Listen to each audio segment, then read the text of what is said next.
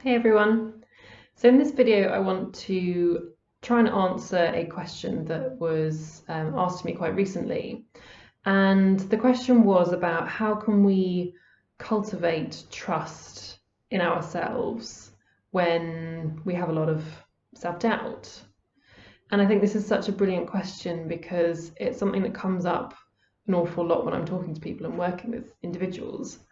And it was certainly something that I came up against a lot in my recovery. For a long time, it felt like the eating disorder was the most trustworthy thing, and that actually diverting that trust to myself was a huge risk. That's how it felt at the time. And that looked really real to me. So I trusted myself less, and I put my faith almost in this the kind of the narrative that was going on in my head, the chatter that was telling me what I should or shouldn't do. And I think maybe the reason for that is because it was so loud, because it felt so urgent, because it was angry, because it just felt all those kind of spiky characteristics almost. Like I'd have these thoughts and beliefs playing on loop, like this kind of broken record. And now I very much identify those characteristics as a sign that actually my thinking is kind of going off track and is actually becoming unhelpful, because I get these feelings. It's like, oh, I feel really anxious right now, or um, yeah, I feel worried. I feel like something needs to be done right now. It's like that kind of urgency. And so now I see that as a sign to actually turn away from that and actually see that chatter, those beliefs for what they are, which are their thoughts, their energy. And actually we don't have to believe them if we don't want to, even when they feel really kind of urgent and spiky and anxiety inducing. Like, actually, maybe that's a sign that we need to put less trust in them. Because when we're coming from that place, we're putting our trust in fear. We're putting our trust in the what ifs, these kind of future based scenarios that we then try to mitigate with our actions and behaviors. And so we believe that we have these kind of thoughts about what may or may not happen and what we need to do, and we believe them, and we trust that that's a helpful way of going about things.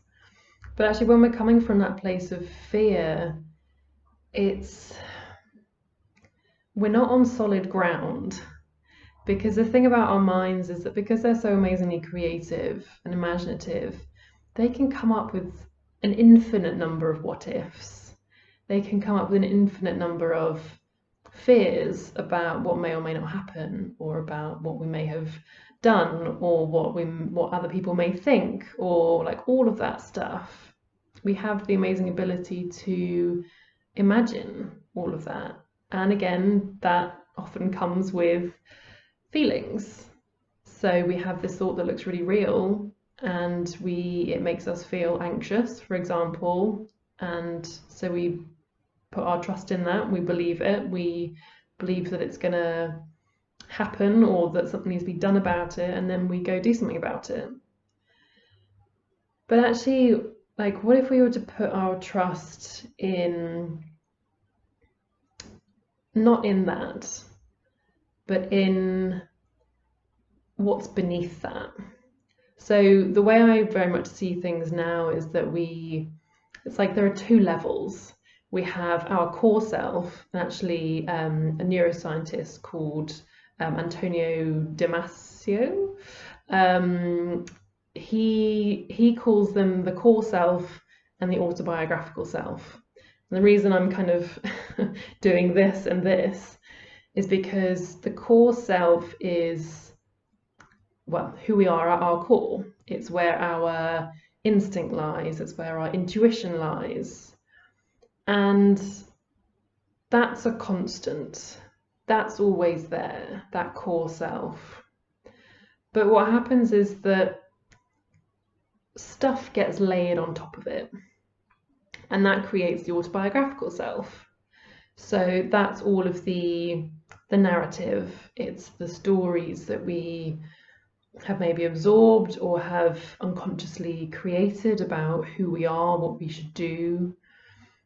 And it builds kind of layers of identity and all of that. And that's the autobiographical self. Those are the layers, again, this is how I see it. Those are the layers that are actually often getting in the way of us sinking back into our core self. And again, that's where the intuition, the instinct lies. And that's the good stuff. that's the part of us that is, it's calm, it's constant, it's always got our back. And for a long time, again, go back to the question about trust, for a long time I didn't trust that. And kind of similar to what I said a minute ago about the chatter being, the eating disorder voice, the noise, the whatever you want to call it, was so loud. It was like it was a kind of little person in my head with a megaphone. So like, I'm going to listen to that because it's loud and it sounds important.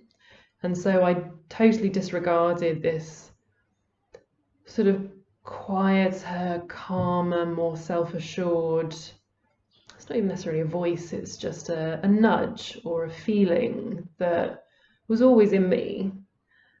But I just didn't think it was important, or I didn't think that because it didn't have all this noise and bravado that actually it had anything helpful to tell me. So again, my focus went up here. It went up to the noise.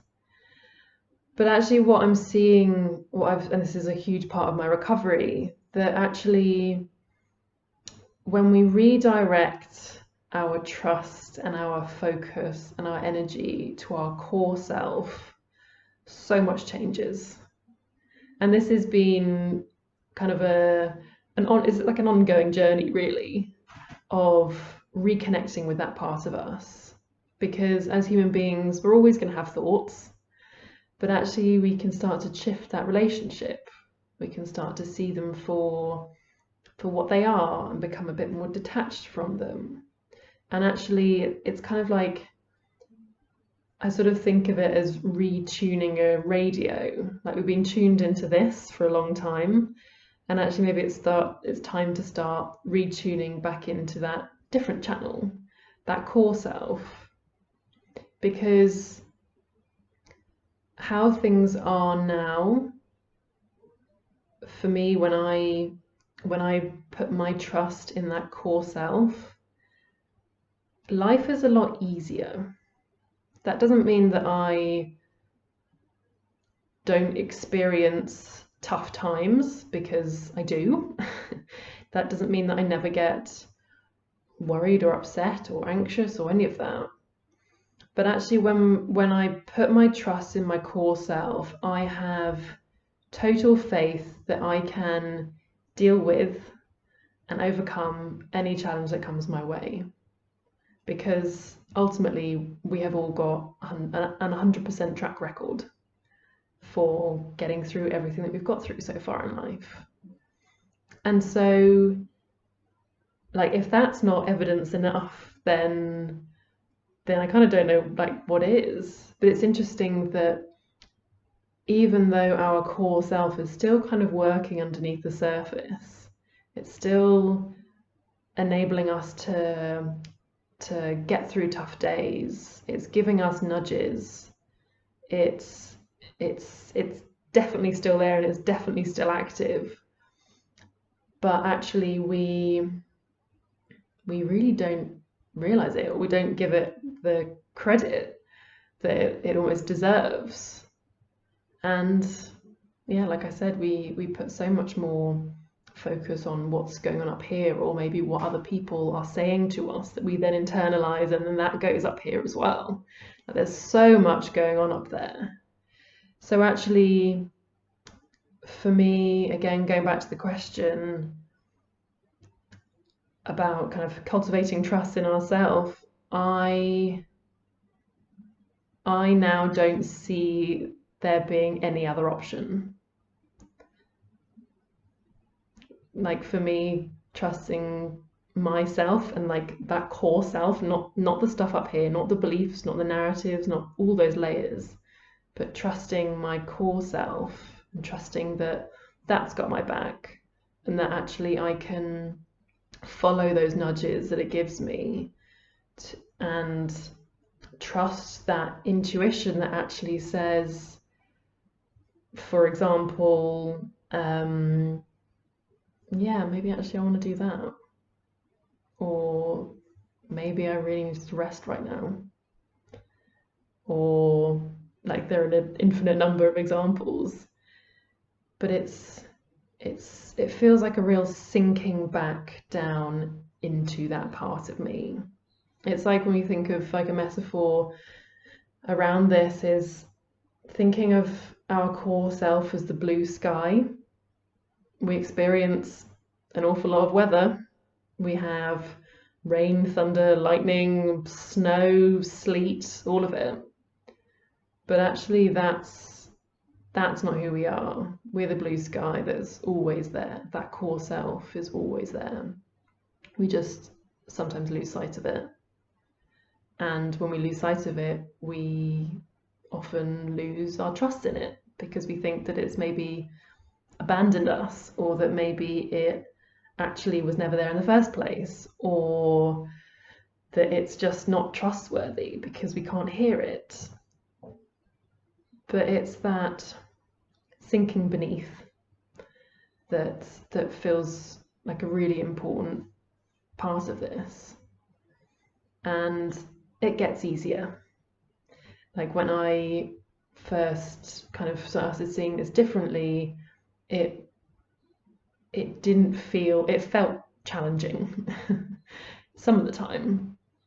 But actually, like, the more we trust ourselves, the more we tune into that deep down part of us, and the more we see what's going on up here as, well, seeing it for what it is, which is this kind of content that we don't actually have to get so involved in, or that we don't actually have to believe and follow and act on, then it all